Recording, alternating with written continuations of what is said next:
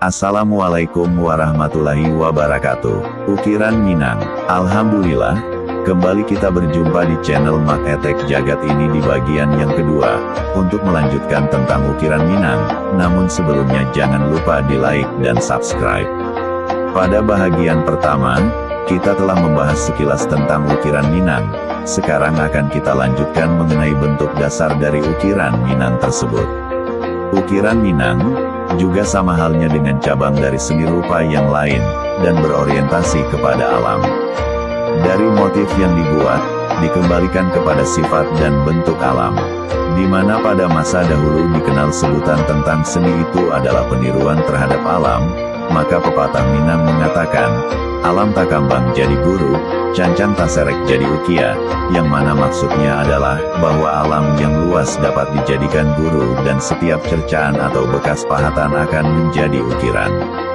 Keunikan dari ukiran Minang, di mana bentuk alam yang dijadikan sebagai motifnya tidak diungkapkan secara realistis atau naturalistis, namun berbentuk stilisasi atau digayakan sedemikian rupa, sehingga menjadi motif yang dekoratif.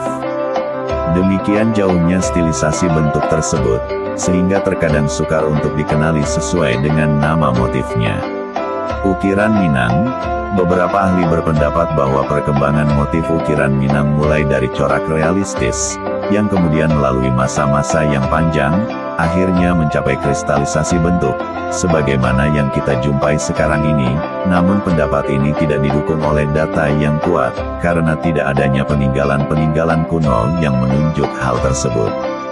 Ditinjau dari nama motif-motif ukiran Minang, berasal dari nama sifat tumbuh-tumbuhan, nama-nama binatang dan nama-nama benda sehari-hari, namun yang lebih dominan adalah nama tumbuh-tumbuhan, dan hampir seluruh motif digayakan atau distilisasi menyerupai akar-akaran, sedangkan nama binatang dan benda-benda hanya tinggal namanya saja.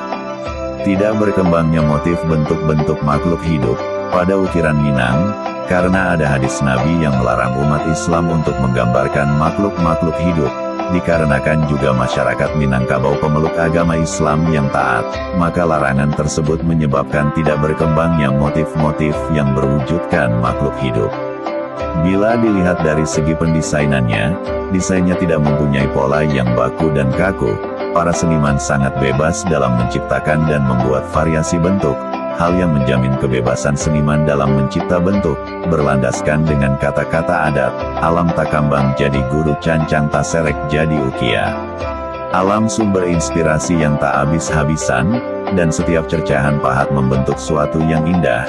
Apabila terjadi kekeliruan, atau kesalahan dalam mengukir, maka seniman harus mampu berimprovisasi mengatasi kekeliruan tersebut. Dikarenakan kebebasan tersebut, maka perwujudan ukiran Minang dan perkembangannya bervariasi bermacam ragam.